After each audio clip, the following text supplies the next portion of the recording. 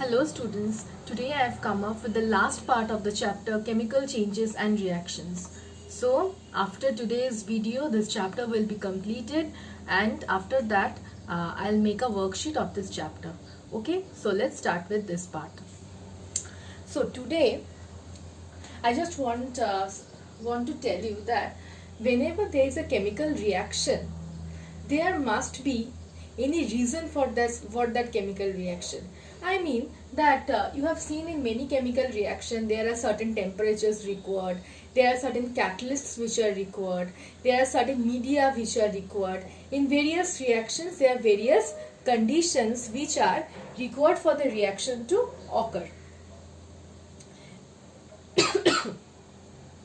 Okay, so in a chemical reaction there are certain conditions that will allow the reaction to occur. Okay, means those reactions are condition specific reactions.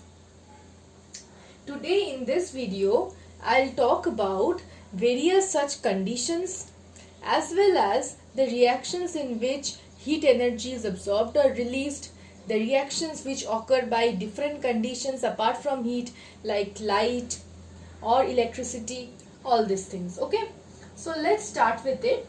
First I'll come to exothermic and endothermic reactions.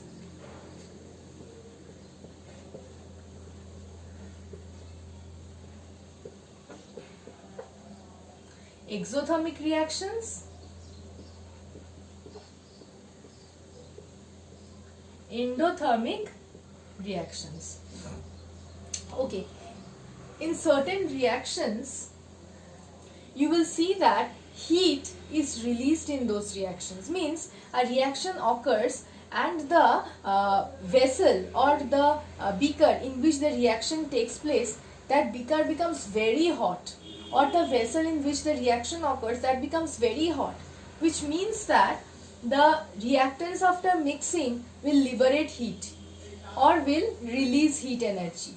Those reactions that proceed with the release or liberation of heat energy are known as exothermic reactions.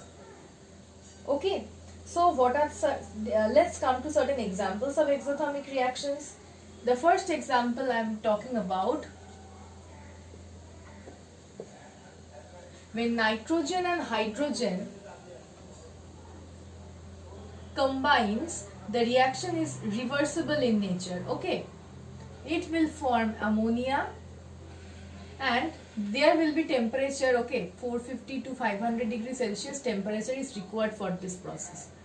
Along with that, heat will be released.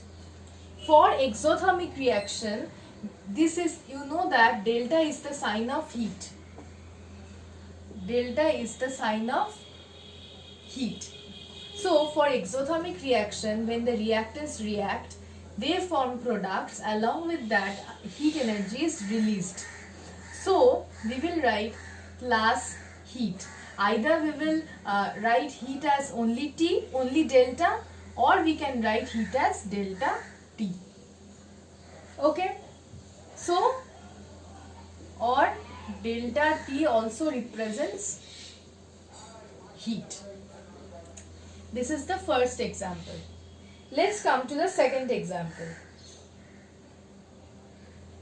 If you direct combine hydrogen and oxygen in order to form water, the reaction is also reversible in that case, and that will also liberate a lot of heat energy. So this is also an example of exothermic reaction. Let's come to the last example of exothermic reaction, which is basically oxidation.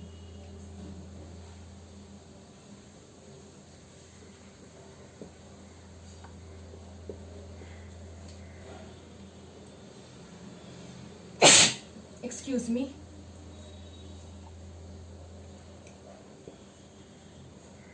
This reaction is not balanced. Okay, I'll balance this reaction.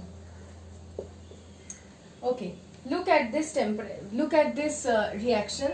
This is actually known as a type of combustion reaction where ammonia burns in presence of oxygen. I'll balance this reaction for you. Here will be 4N. 4N. So means 4 ammonia 4. Okay. So this is the balanced reaction. This reaction is basically, when you will study ammonia in class 10, you will see that this reaction is basically the combustion of ammonia. Okay, means ammonia burns in presence of oxygen to form nitric oxide and water. Along with that, a lot of heat energy is produced. Now remember one thing about exothermic reaction. In exothermic reaction, the heat initially maybe you can require certain heat. This heat is given initially in order to start the reaction, but after a complete reaction, the entire means after the first stage of a reaction, means after the reaction of one ammonia molecule, means 4 ammonia molecules and 5 oxygen, there we will get such products. After that, the rest of the reaction is continued by the heat which is already released in this first step, means first stage of the reaction. Okay, so in exothermic reaction only initially heat is required, but the heat which is liberated at the in the reaction medium, that heat will sustain the entire reaction. No amount of heat is required, means externally. No external heat is required for exothermic reaction. Why? Because exothermic reaction only initially some temperature is required. Otherwise, the heat which is evolved in the process, that will sustain the entire reaction. Okay, means this heat which is evolved. Okay, so this is exothermic reaction. So what are the points of difference of exothermic reaction? First point, reaction proceeds. Means for exothermic, its reaction proceeds with the evolution of heat energy. For endothermic reaction, just the opposite. Reaction proceeds with absorption of heat energy. Heat energy is absorbed for endothermic reaction. The second point, the heat energy which is released, that will sustain the entire reaction for exothermic reaction. But for endothermic reaction, external heat is required as no heat is released in this process. For exothermic reaction, the third point of difference is release of heat is expressed by plus del T or plus delta. But for endothermic reaction, the absorption of heat is explained by minus delta or minus delta T. Okay, so let's come to the examples of endothermic reaction. In your study material, you won't get these examples, so you have to refer to the video for the examples. So the first example is N2 plus O2, that will give you 2NO minus del T. The second reaction is carbon reacts with water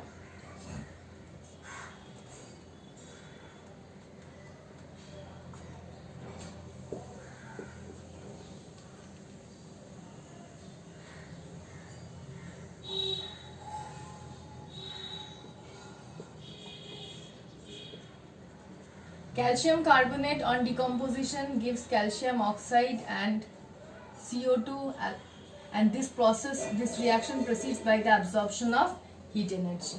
Minus T means heat is absorbed, plus T means heat is released, plus del T, minus del T. Okay, so these are the endothermic and exothermic reactions.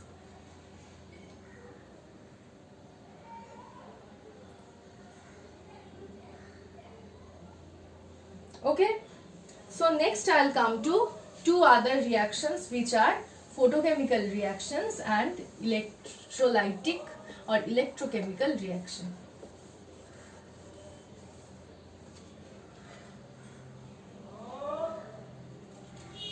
So photochemical reaction. Photochemical reaction is such reaction which takes place in the presence of light. Means light is the condition which is required for the occurrence of photochemical reactions. Okay, so a non-chemical or natural example of this is photosynthesis process. C 6CO2 plus 12 H2O in presence of chlorophyll and sunlight will give you C6H12O6 plus 6O2 plus 6H2. Okay. See, sunlight is required for this process. So photosynthesis is the natural example of photochemical reaction. The next example is the formation of HCl from hydrogen and chlorine. Hydrogen and chlorine reacts in presence of light to form 2HCl. Now, what type of light is required here? Basically, in this process, diffused sunlight is required. Now, let me tell you one thing, that in presence of diffused sunlight, the reaction rate is slow. But when direct sunlight is used, the reaction becomes explosive. So, only diffused sunlight is used, the reaction may be slow, but still diffused sunlight is used. For direct sunlight, the reaction will be explosive in nature. Okay?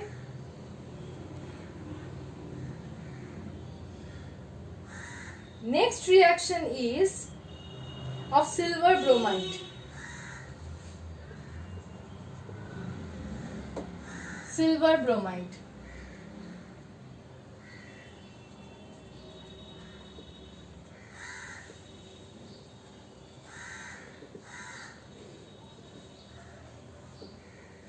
This reaction also occurs in presence of sunlight. What happens in this reaction? See, silver bromide, it will dissociate into, okay, let me tell you about silver argentas and argentic. Argentic bromide will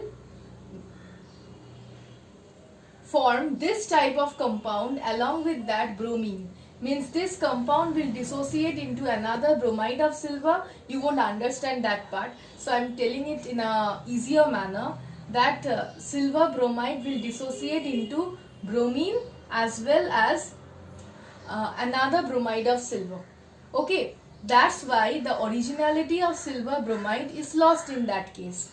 So silver bromide is generally kept in dark bottles, or you can say amber colored bottles, so that dark colored bottles won't allow sunlight to fall directly on the silver bromide, and silver bromide will not be degraded into these things.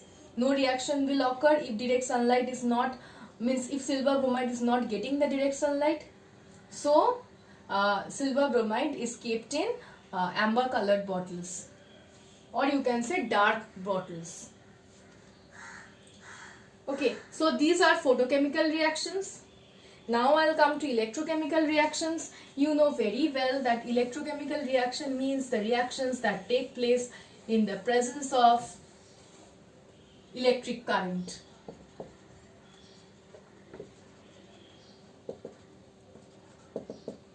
Electrochemical reactions, the most important example is acidified water,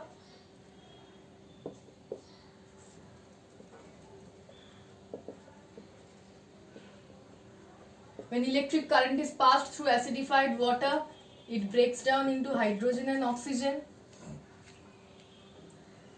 Also NaCl, fused NaCl. Fused NaCl or molten NaCl means NaCl in the molten stage. I am showing you NaCl's process, okay? NaCl will undergo electrolytic dissociation. It will form Na plus and Cl minus. Anode and cathode. You know that anode is the positively charged electrode. It is the positively charged electrode. So to it, Cl minus, which is the negatively charged ion, that will migrate. Cl minus will migrate at the anode. It will lose one electron and it will form Cl atom. Two such Cl atoms will combine to form Cl2 molecule. So at the anode we will get chlorine, and at the cathode Na plus will gain one electron. It will form sodium metal. So NaCl, which was a compound, after passage of electric current through it, it will break down into Na plus and Cl minus ions. These will migrate to the respective cathodes and anodes, and they will accept electron or give up electron and form neutral molecules and atoms. Okay, so this is electrochemical reaction. Okay, now I'll come to the conditions which I was telling you earlier, that there are certain conditions for the reactions. The conditions are of two types. The conditions are of two types. One is close physical contact.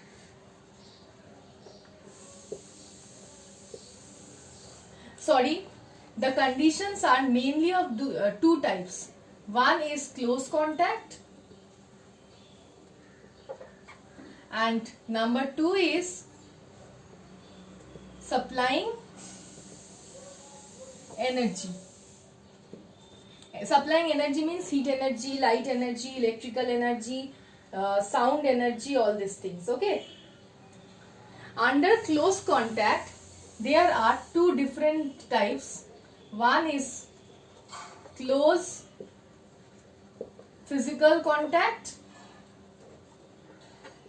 Under close physical contact, I will just say one thing, that you know very well that how will a reaction occur if the reagents of that reaction are not in a close contact with each other.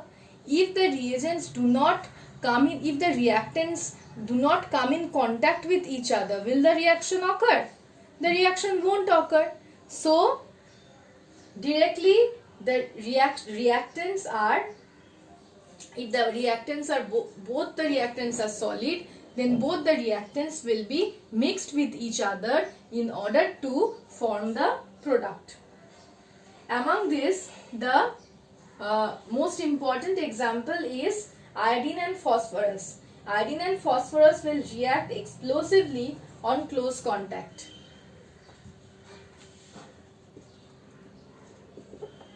Iodine and phosphorus will react explosively on close contact. This is one example.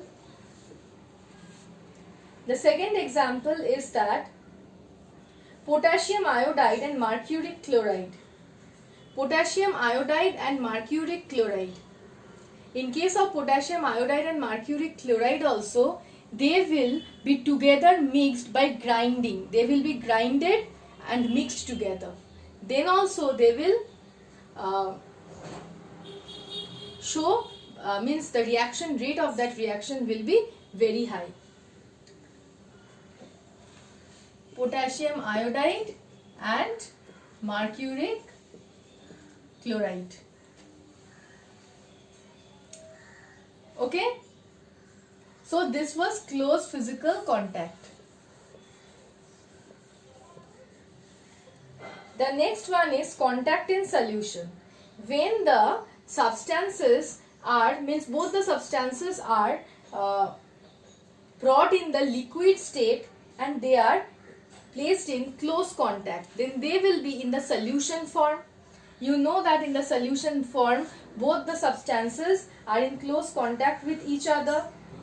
The most important example are all the precipitation reactions. In all the precipitation reactions, the aqueous solutions of the two salts are mixed with each other in order to form two different compounds.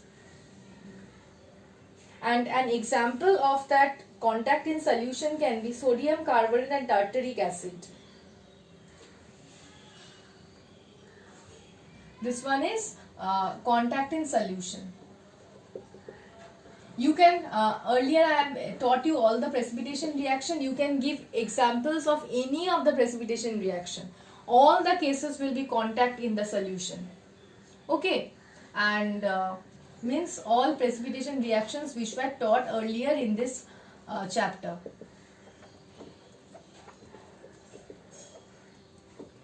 And another example is sodium carbonate and tartaric acid. They will mix with each other in the solution state and they will react with each other vigorously. Okay, so these are close contact. Close contact part is not that important, but the examples of supplying energy part is very important.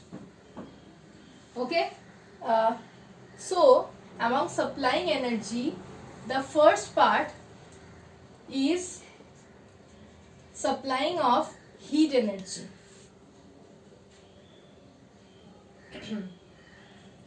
In many cases, what you will see, if the reactants are mixed with each other, the reaction won't occur properly. You will see that the reaction is not happening at all when the reactants are mixed with each other, just mixed with each other.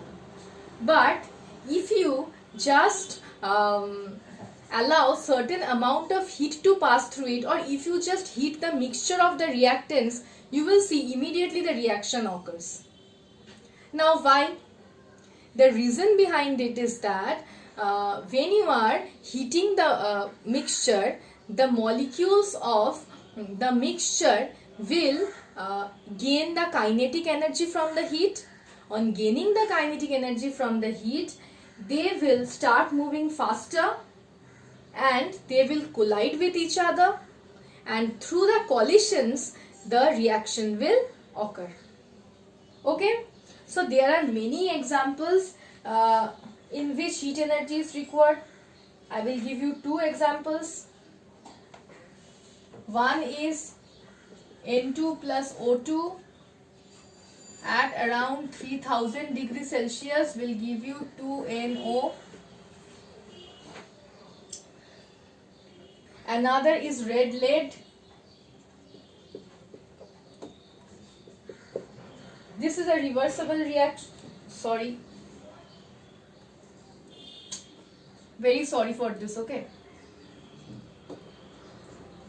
In this reaction, when you will heat the Pb3O4, you will see that you will get lead monoxide along with that oxygen. This is a sort of decomposition reaction. I'll balance the reaction. Okay. The next part is light. You will see that certain reactions, if you are providing heat to that reactions also, that reactions won't occur. In that case, if you see that, you can see that if light falls on that reaction takes place easily. So, in those cases, light energy is important. In those cases, light energy is important. What happens? The reactants will absorb the light energy and they will get, the electrons of the reactants will get excited to the higher energy states. As a result, the reactants will get activated and the reaction will occur rapidly. I have given you the example already. H2 plus Cl2. Sunlight will give you 2HCl. Oxygen forms ozone. UV light. This is a reversible reaction. Okay. Now the next example is that substances which do not occur, means reactions which do not occur in presence of heat, neither in presence of light. Like if you provide heat to water, water will convert into vapor state. If you are providing light to water, you can see that water on getting the sunlight, or you can say that water on getting strong sunlight will evaporate again, because along with it will get the heat also. If you are keeping water in front of light, you will see no reaction occurs to water. So water cannot be decomposed by heat or light. But if you are passing electric current through acidified water, you will see that water breaks down into hydrogen and oxygen. So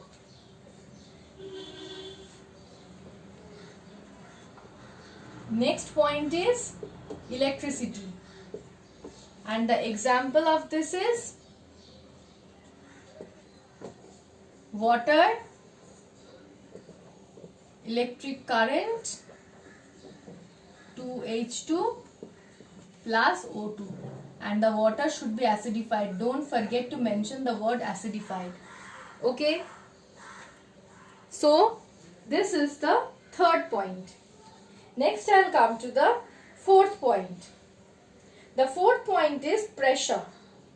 You will see that in certain reactions, like I have shown you earlier, that nitrogen and hydrogen react to form ammonia. In that reaction only, if you are providing only the temperature of 450 to 500 degrees Celsius, the reaction won't occur easily. Along with the temperature, you have to apply 200 to 900 atmospheric pressure. Then only you will see the reaction occurs properly. And also the catalyst is needed. Then only the reaction will occur properly. Okay. So what does this pressure does? When the reaction doesn't occur in presence of heat, light or electricity, additional condition, that is a pressure condition, is required. Under high pressure, what will happen? Under high pressure, the molecules of the reactants will agglomerate easily.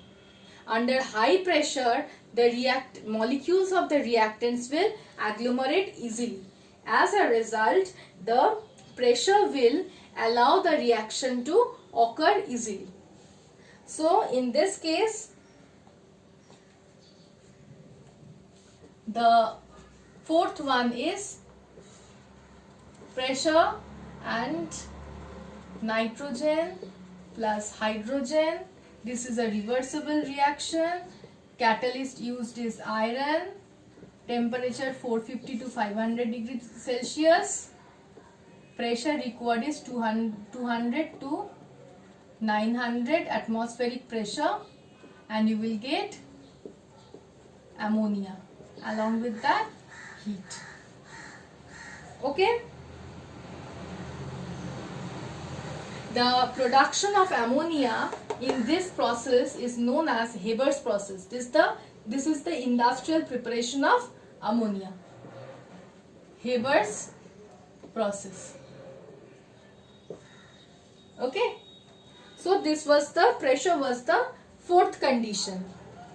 Now I will come to the fifth condition. The fifth condition is catalyst. What is the work of the catalyst? In the reactions where heat is provided, pressure is also, means all the conditions are provided for that reaction, but still that reaction is very slow, or you can say huge amount of heat will be required to conduct that reaction. But huge amount of heat is not at all feasible in the laboratory, because there can be explosion if very high amount of heat is produced in the laboratory. So that was very risky. Along with that, the glass apparatus used for the reaction, that will also not be able to withstand that high amount of temperature. So in order to increase the rate of the reaction, we will use a catalyst. Sometimes it happens that a reaction is very fast and very quick. In that case, we will also add a catalyst that will decrease the rate of the reaction. So what are catalysts? Catalysts are the substances that will either increase the rate of the reaction or decrease the rate of the reaction, but it will not itself take part in that reaction. Okay. So, the fifth point is catalyst. Catalyst does not fall under energy part, but still it is kept under the conditions part. Catalyst. The example of this is also known to you. I have told you earlier also in exothermic reaction, then ammonia burns in presence of oxygen to form nitric oxide, water and heat. Balancing the reactions. In this case,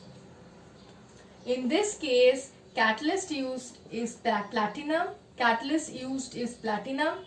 Temperature used is 800 degree Celsius. For the example of exothermic reaction, I have not mentioned the temperature. I have just given heat.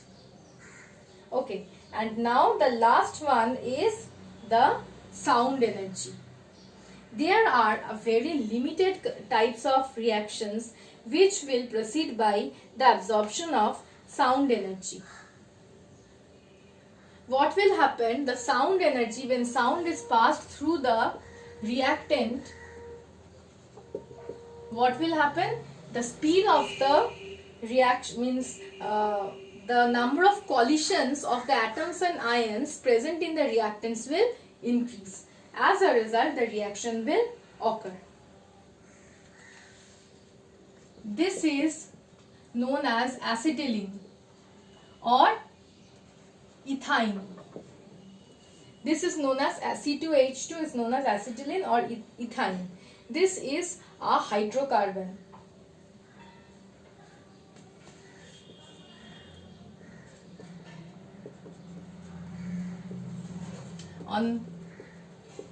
When sound energy is passed through it, it will decompose into carbon and hydrogen.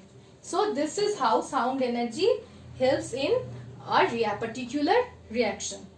So moreover, this chapter is completed with this video only. Okay, so I'll just upload the worksheet video later on after you study this till this part properly.